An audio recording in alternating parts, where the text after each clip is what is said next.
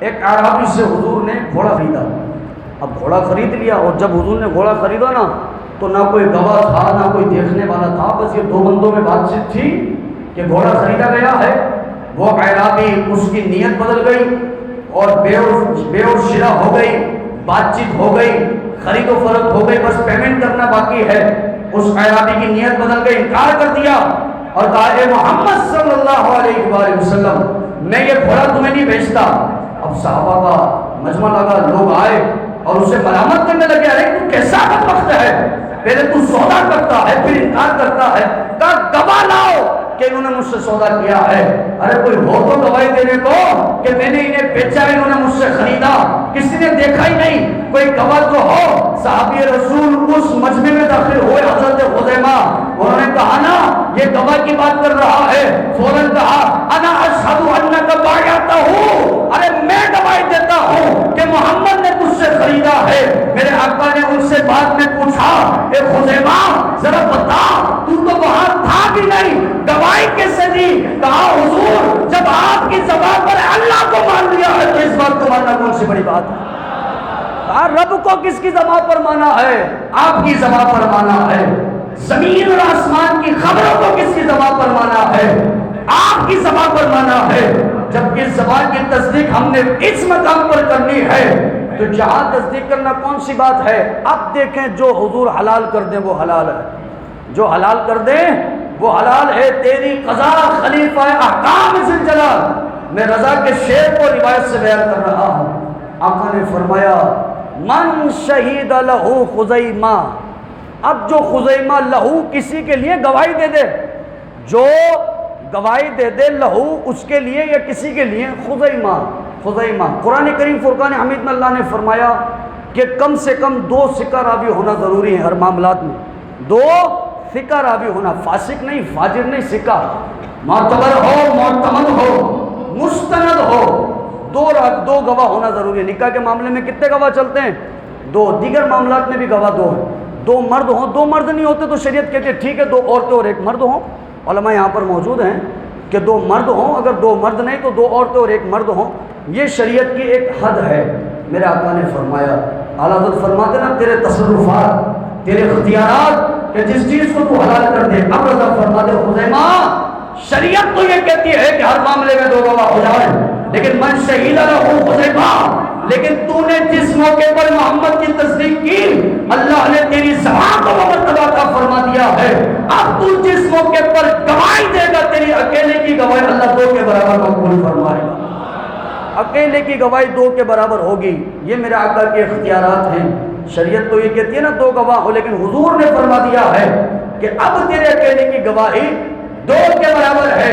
جو میرا رضا کہتا ہے تیری قضا خلیفہ احکام ذی الجلال، اے آقا یہ تو تیرے اختیارات کے تیرے کمالات ہیں کہ اللہ نے تجھے یہ مرتبہ عطا فرما دیا.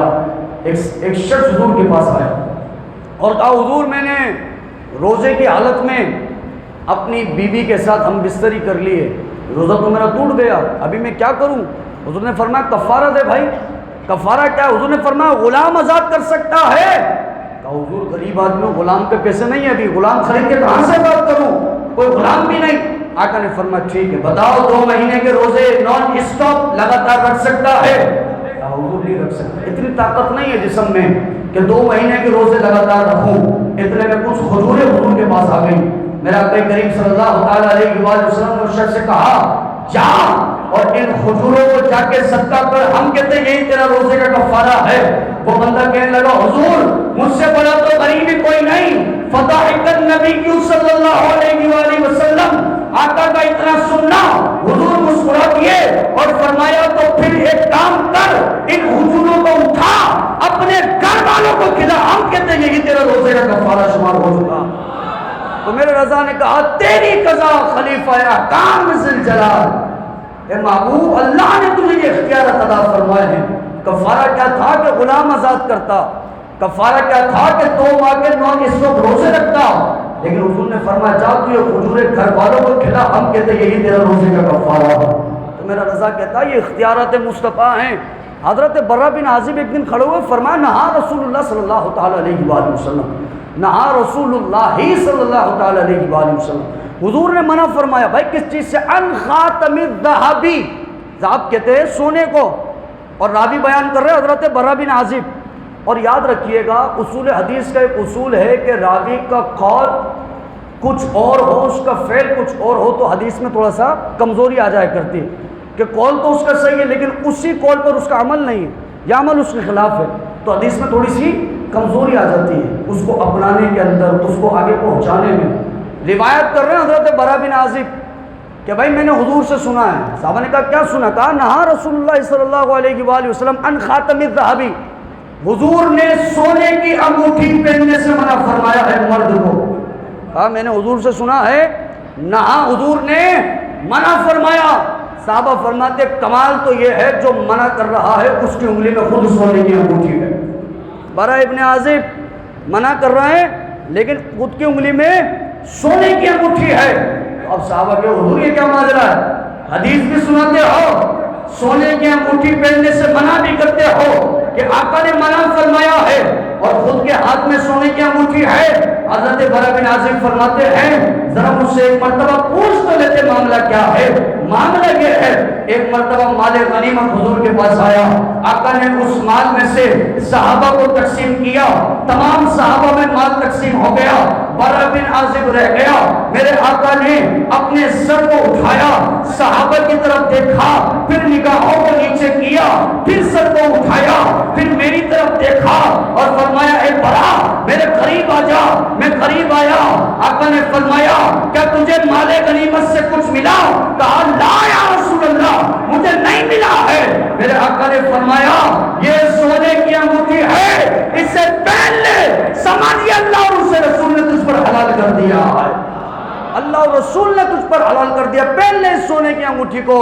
اور برا بن عازب فرماتے جب اللہ کے رسول نے منع نہیں کیا ہے تو دنیا میں کوئی شخص مجھ پر اعتراض نہیں کر سکتا ہے، کوئی سوال نہیں کر سکتا ہے، لیکن یہ صرف میرے لیے ہے، باقی لوگوں کے لیے حضور نے نہا رسول اللہ منع فرما دیا، انکار فرما دیا ہے۔ تو میرے رضا نے کہا تیری قضا خلیفہ احکام ذوالجلال، تیری رضا، تیری خواہش، تجھے راضی کرنا، تجھ سے محبت کرنا، تیری اتباع کرنا، تیری پیروی کرنا، حلیف کی مدد دیتی ہے۔ کس چیز میں مدد دیتی ہے؟ یہ اللہ کو راضی کرنے میں مدد دیتی ہے۔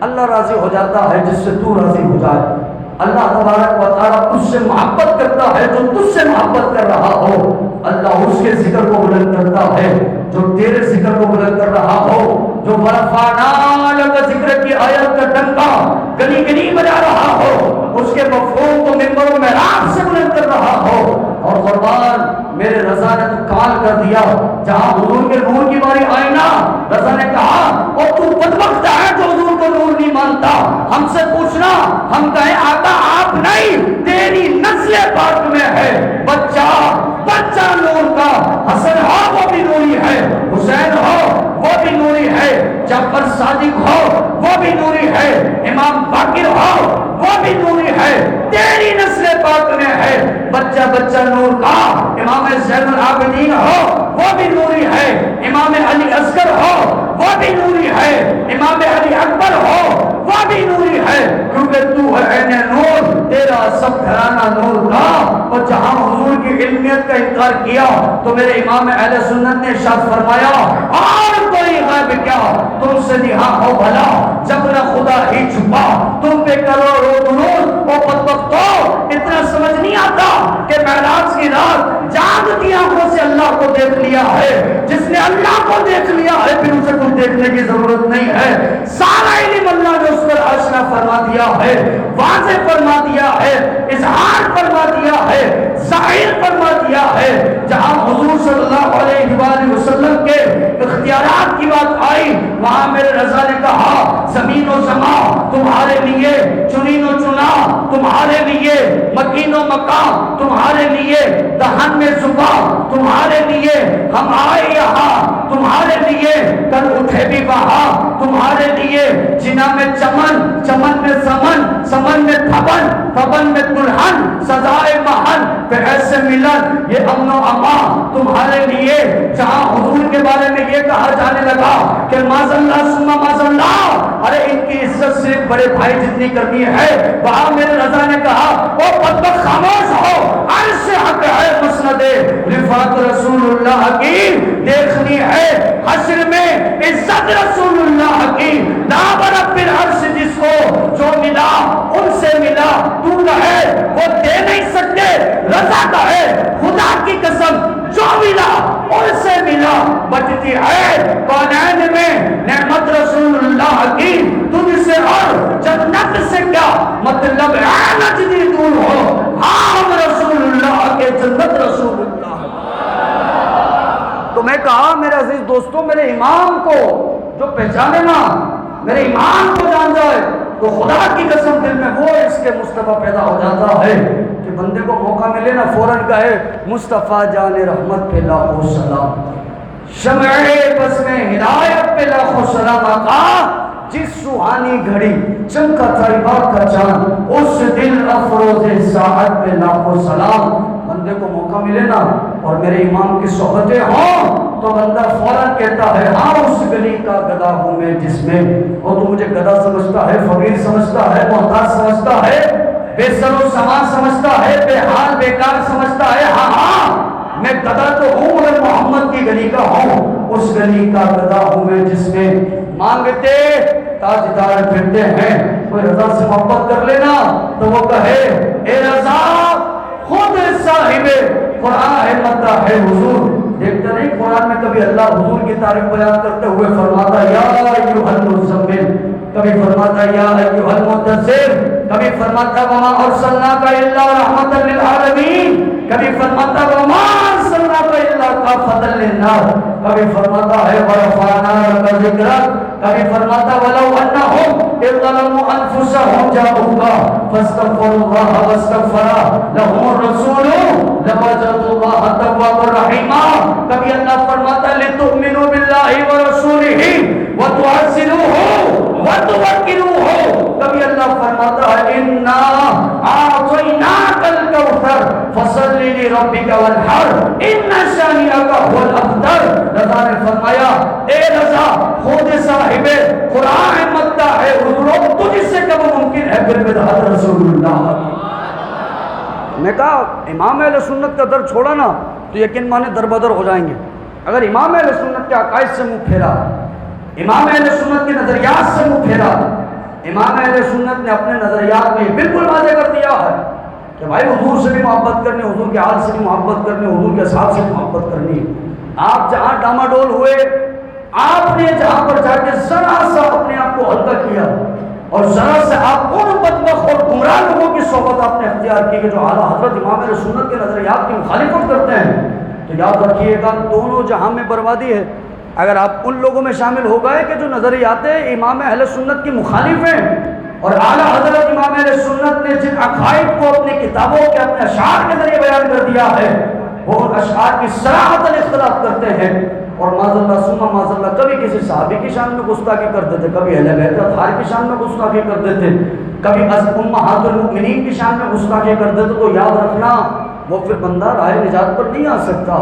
کامن سی بات ہے، بالکل عام سی بات ہے کہ اعلیٰ حضرت امام اہل سنت نے ایک بالکل آسان اور عام سا عقیدہ دے دیا کہ بھائی سب سے محبت کرنی ہے، سب کے عقیدوں کو، سب کے مقام و مرتبے کو جیسا جس کا مقام ہے اس حساب سے بیان کرنا ہے، جیسے جس کی تعظیم ہے، جیسا جس کا مرتبہ ہے، اسی تعظیم کو ملحوظ خاطر رکھتے ہوئے بیان کرنا ہے، انہی عظمتوں کو ملحوظ خاطر رکھتے ہوئے بیان کرنا ہے۔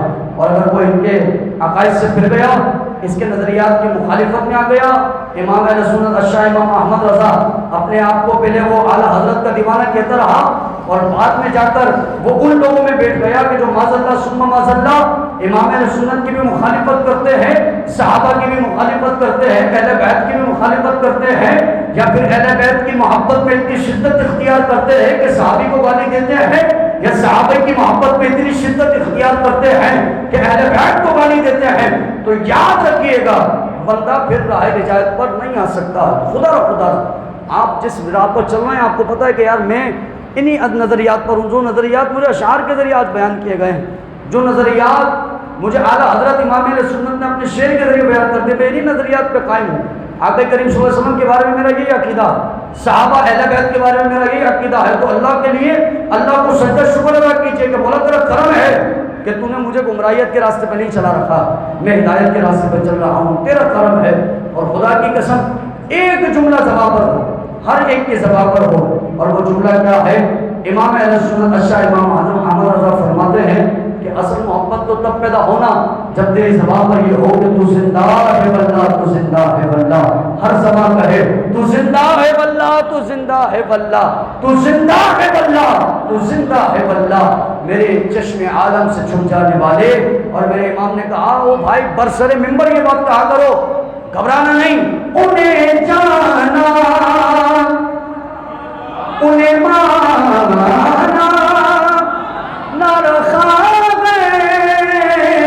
بھی سکھا زندہ الحمد میں دنیا سے مسلمان